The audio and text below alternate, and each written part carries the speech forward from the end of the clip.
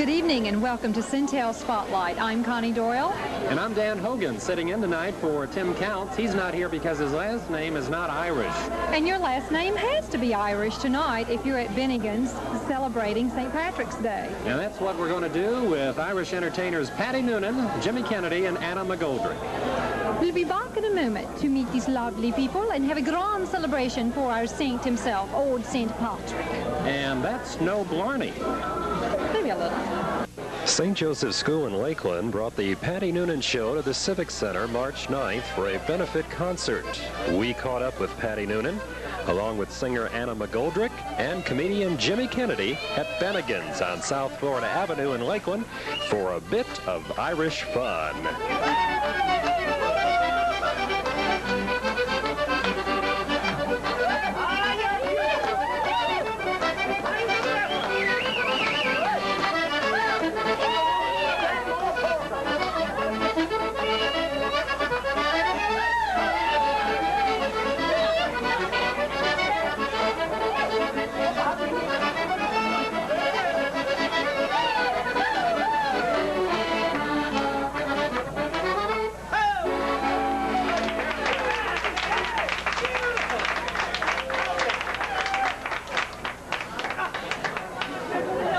With us now is Frank Sliwak, and he is general manager here at Bennigan's on South Florida Avenue in beautiful downtown Lakeland.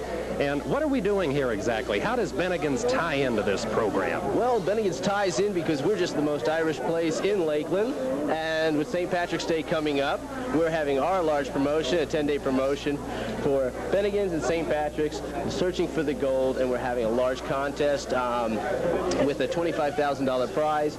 From this restaurant alone, we are going to have a weekend giveaway for any of our guests that come in. They'll have to register on the exact Saturday prior to St. Pat's. We're going to have fun during the whole week with special prizes, instant prizes such as mugs and T-shirts, and just a good old time, really, at Bennigan's. Now, are there going to be any unusual drinks like green beer? Of course, green beer has to be here. Some of it gets better than others. We have the traditional Irish coffee and a couple of surprise drinks that we make up in our little lab in the back. And what do people have to do exactly to register? Just that? Just show up. Okay, everybody, here we go. Special song on account of where we are. B-E-double-N-I-G-A-N spells Bennigan. Proud of all the Irish blood that's in me. Devil a man can say a word against me. B-E-double-N-I-G-A-N, you see. It's a name that shame never has been connected with. Bennigan, that's me. With us now is Dale Jacobs. He is chairman of the school board at St. Joseph's School. And give us some background information, if you will, about the Paddy Noonan Show. Well, the Paddy Noonan Show was with us last year, and they came, and all of the proceeds that were derived from the show went to benefit St. Joseph's School, and they've come back again graciously to be with us again this year, coming up March 9th. And after last year's event, which was successful, where did those proceeds go? Give us some idea about that. Well, we took the proceeds, of course, after all the costs, and the net proceeds went directly, all of those proceeds benefited the St. Joseph's School. Some of them went for fixtures and into the school budget to help defray some of the costs, since it's expensive private school. And then some of them go to a foundation, which all of the principal money goes into a kind of a trust account. And then the interest is taken every year and used to help defray the cost of the school directly. If her eyes are blue as skies, that's Peggy O'Neill. If she's laughing all the while, that's Peggy O'Neill. If she walks like a sly little rogue, if she talks with a cute little brogue, sweet personality, full of rascality, that's Peggy O'Neill. I have have with me here Sister Ann, who is the principal of the St. Joseph School in Lakeland that is sponsoring this remarkable event with Paddy Noonan. Sister Ann, how did this come about? How did you get this idea for, this is an unusual idea that a school could have for making money. I think it's great. True. A couple of years ago, we were looking for different but fun things to do to get the community involved and just to come out to have a good time. Someone there had heard Paddy Noonan and said that it was just a super evening. So we thought, fine, let's ask people to come out to do that, to have a good time, and at the same time it would be a great way to make money for our school. So last year was our first year with the event. I think that's a fantastic idea, and good family entertainment is a rarity these days and a commodity that we like to see. Are you Irish? Yes. When Irish eyes are smiling, sure it's like a morning spring. In the lilt of Irish laughter, you can hear the angels sing. When Irish hearts are happy, all the world seems bright and gay. And when Irish eyes are smiling, sure they'd steal your heart away. With us right now is Paddy Noonan, and you play the piano accordion. That's Who right. taught you to play that? Well, okay, I'm Irish, but I came to America a young lad, and I had an Italian teacher. And after 5 years, I went back to Ireland, and I picked up a lot of it over there, you know, so I really don't know. I think it just happened to happen, you know, hearing other people play and following my own likes. Do you have a favorite song? Thousands of them. How did you get started in show business, Paddy? I started in a place, I'm sure some of your listeners are from the New York area, or viewers. I started in Rockaway Beach, and that's out on Long Island or Queens. And, you know, there were about 27 Irish pubs on every block. And great music, dancing. It was a family type of place. And I played there up to 7 nights a week, and that was a start. And from there on, I went to work in a ballroom in New York called City Centel. It was owned by Bill Fuller, who was married to Carmel Quinn. And she was an Irish entertainer on the Arthur Godfrey show at the time. And it just kept going, and we started to play a little bit out of town, Cleveland, Chicago, and next thing we wind up on the West Coast. But wherever we go, we play basically to American Irish people, or people that are in the, I suppose, what would I say? That just love the Irish people. It's a great nostalgia. Feeling, yeah, right? a great nostalgia for Ireland, and they like the type of music we play, and that's what we're at. I see. Yeah. And did you just bring Anna and Jimmy? Were they still in? Anna is over on her second year touring with us. I see. Jimmy's first year, although Jimmy has done some of our cruises. We go to Bermuda twice a year. Sometimes we go, we're going out of New Orleans March 23rd on an Irish cruise. And we have a fellow with us called John Scott Trotter. He's a nephew of the famous John Scott Trotter that was with Bing Crosby many years ago. He plays about 9 instruments, including bagpipes on the show. We have Glenn Curtin. He's a kind of a Pat Boone type of singer from Ireland. Does he wear white shoes? Yeah, as a matter of fact, he does. Does Yeah, he and he really? drinks milk. Oh, all right. And in fact, he got to see Pat Boone. He was always a great fan of his, and we were in Los Angeles 2 weeks ago. We called Pat Boone, and he said, by all means, come up to his office. He had pictures taken with him, so he's going home to Ireland very happy about that. We have a great family of dancers called the Reagan family. They're from Long Island, New York. They come down here with us every year, but they have won the All-Ireland Championship, North American Championship, and they are fantastic. I read about them that their mother travels with these children. Sure. All Or over. children, some of them are 18, right? Up to 20 now, yeah. They range from 7 to 20. 2 girls and 3 boys. And they have danced at feshas and competitions. A fesh is like a festival or an Irish dance competition. They have danced all over the United States. They've been in 49 states, and England, and Canada, and Ireland.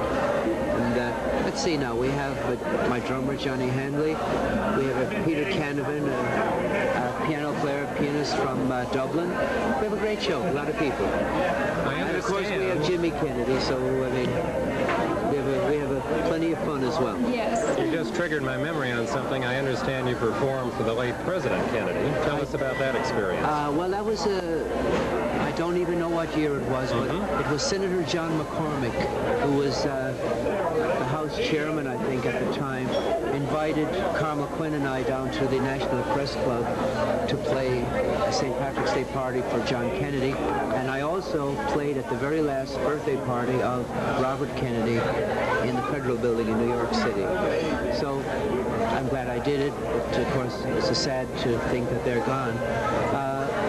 I've just played about everywhere in the United States. We come to Florida every year. Well, I'd like to mention that this is kind of a rest and recuperation few days down here in the sun, and we were delighted to come down here, and we had a beautiful afternoon at Cypress Gardens. Oh. Fantastic, and all the girls on the water skis, they came out with a big sign, "Welcome Paddy." So I mean, that was a surprise. Southern hospitality, Paddy. That's definitely, and I understand we're in Polk County. Is that how you? That's correct. P-O-L-K. And glad to be here. And we've met a lot of nice people in the previous years. And aside from that, we made a video, which is an hour-long Irish party. People dancing. Anna's on it. Carmel Quinn and the band, and those dancers are on it. And if anyone would like to know all about that, they can call an 800 number, if I may give that. Please do. It's easy to remember. Well, we have the 1, the 800. 854 Erin, E-R-I, like Erin Go Bra, Ireland Forever. 854 E-R-I-N. Just give them a call. They'll send you a catalog. Sweet Rosie O'Grady, my dear little Rose, she's my little lady. She's my little, as everyone knows, as everyone knows. And when we're married, and when we are married, how happy we'll be. For I love sweet Rosie O'Grady, and Rosie O'Grady loves me. We're here with lovely Anna McGoldrick from Ireland. And what is the town that you're from in Ireland, Anna? From Castleblaney, County Monaghan, which is about halfway between Dublin and Belfast. And you still live there? Well, no, I don't live there. I live in Dublin, which is 70 miles away. My parents still live there, and my little boy goes to school there. Well, how did you get into the entertainment business? Well, it was one of those times where a pushy little mother helped me, you know, and she was always very ambitious for me to, you know, sing, and I wasn't a bit ambitious. At the particular time that she was pushing me, I was more interested in fellas, you see. And however, anyway, she entered me for a competition, and I went in for the competition, and a man who was a talent spotter from England saw me in Dublin and asked me to go on his show, which was a very, very big talent spotting competition, networked all over Great Britain and Ireland. So the audience at home were asked to vote for the actor they liked best of all, and luckily for me, they voted me back for a record number of weeks, 14 weeks, and in the 22-year history of the show, nobody ever was voted back that many weeks. So that's how I got started in show business. Well, it's easy to see why, and you must be glad that your mother was a little pushy with all the success you've had. Well, at the time, you know, I wasn't really that glad, because I found myself catapulted into something that I didn't really want. But then, when a couple of years passed, it was all very hectic, and because I was on television, I was suddenly in demand for personal appearances. And in fact, by the time I got round to taking a breath, I realised, gosh, I really like this now. And I'd always done my best, of course, to sing as well as I could at all times, but I suddenly decided I wanted to learn a little more about it and become better and have a better technique, and so on and so on. So now I'm in show business, and I love it very much. Now, my question, Anna, is this. Are we going to carry on with another generation of entertainers? Do you think your child will get into show business? Well, I don't know. If it is, he'll be in as a producer or a technician or something. It certainly won't be as a singer, because he can't sing. He's like the other side of the family, Dan. I see. Yeah, his name is Jared Peter Nolan. My married name is Mrs. Nolan, and he's like the Nolans. They're all pros. They can't sing at all. So. Tell us how you got out of Ireland into show business in other countries. How did that transition take place? Well, in fact, I made my name in England.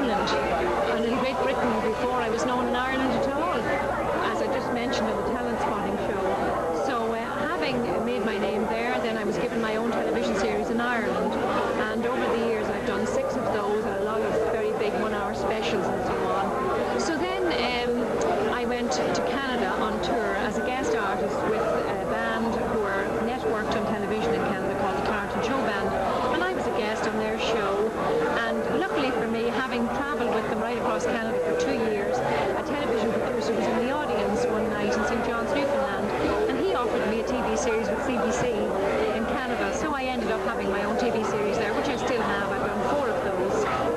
So now I'm in the United States and I'm waiting on a call from Johnny Carson. He might come in during this very program. Let's hope so. Johnny? Yeah. Have you ever been to Riley's place way down in Ballyduff? They say he has the finest still that ever brewed the stuff. If you'd like to sip the Mountain Dew, you'd go then any day. When Riley heard you coming, he would lift his voice and say, don't bother to knock, don't bother to knock. Just lift the latch and walk right in, me boy. Don't bother to knock, don't bother to knock. Come in and make yourself at home. With us now is our funny man, Jimmy Kennedy, who came all the way from Ireland to be on Centel Spotlight tonight. Connie and I certainly appreciate that. How was the trip over? Very, very nice indeed. Very nice and very exciting. And anything funny happen? No, because I'm a peculiar traveler in the sense that I'm hardly on a plane when I fall asleep. No kidding. I noticed you fell asleep here tonight, too. Well, you shouldn't say those things. Only after dinner. No, I was just resting my eyes. Yes. The trip was beautiful, exciting.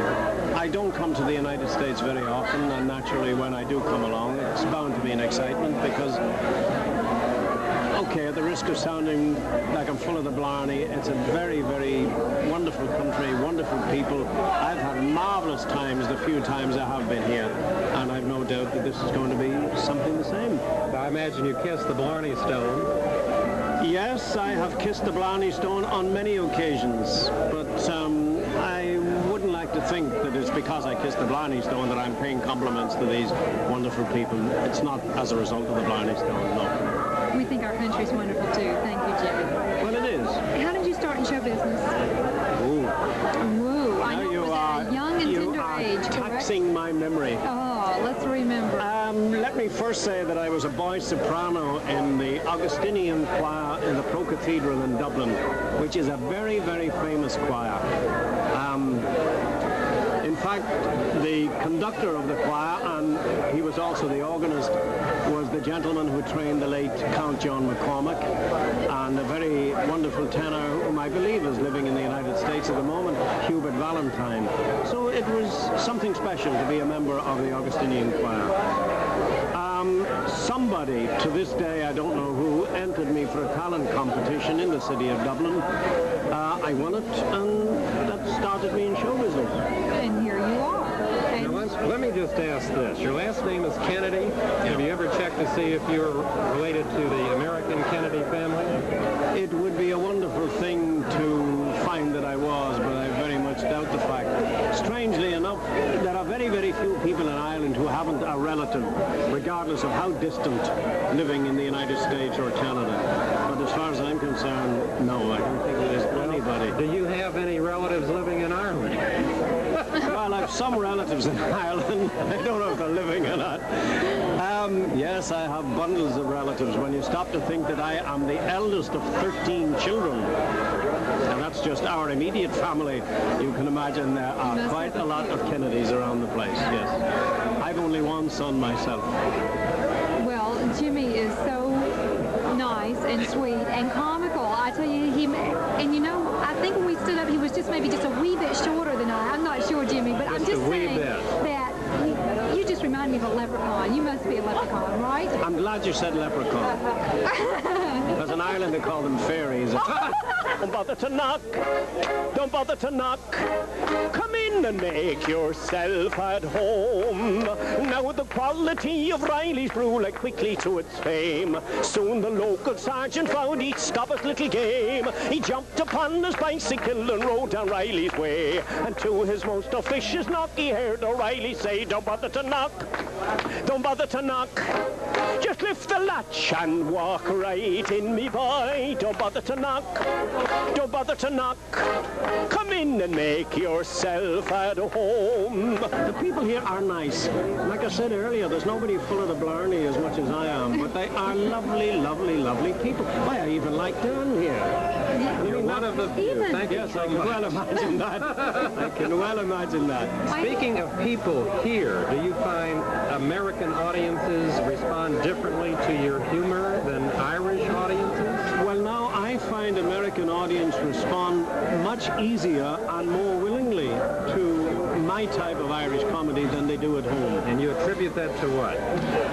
I wish I honestly knew. I don't know what it is. At home, I honestly have to change my material and indeed my songs because they don't seem to be just acceptable. For whatever reason, I can't say. I wish I could really pinpoint it. But out here, I have found that Irish humor is most acceptable and they love the Irish songs. In fact, I'm inclined to think that they're more Irish out here than they are at home. Don't bother to knock. Don't bother to knock. Come in and make yourself at home. Now when Riley stood before the judge, he hoped that he'd be fined. Soon he found the wily judge was not the drinking kind. He packed poor Riley off to jail with very small delay. When Riley reached the prison gates, he heard the warden say, don't bother to knock. Don't bother to knock. Just lift the latch and walk right in, me boy. Don't bother to knock. Don't bother to knock. Come in and make yourself at home. Next, we asked our friend whether or not it was drafty wearing his kilt. Well, tonight it is an absolute godsend because it's a very warm evening, the lights are warm, and the kilt is a delight. I'm sure a lot of this will be edited. Have you ever walked down the street and come across someone else also wearing a kilt? Oh yes, several times, yes. Not necessarily in Ireland, for strangely enough, if you wear a kilt in Ireland, they're inclined to look at you out of curiosity. If you go to Scotland, it's the accepted thing that you wear a kilt. The dumb thing is... What are you more comfortable in? Oh, naturally in a suit, the same as any other man. So there's no such thing as like a three-piece kilt or anything like that? A three-piece kilt. I don't know where they got this guy, but I wish they'd send him back. Don't bother to knock. Don't bother to knock. Come in and make yourself at home. I know that's the life of Riley, and it's very pleasant end. They say that up in heaven, he's St. Patrick's greatest friend. Sure, 'twas Riley's brew that drove the snakes from Erin's lovely shore. That's why this Irish welcome waits for you at heaven's door. Don't bother to knock. Don't bother to knock. Just lift the latch and walk right in, me boy. Don't bother to knock. Don't bother to knock. Come in and make yourself at home. Don't bother to knock. Bless you. What's the funniest thing that's ever happened to you on the road? Meeting you for a start. Happy St. Patrick's Day, Jimmy. Thank you very much. You're a delight. Thank you very much. And you're not too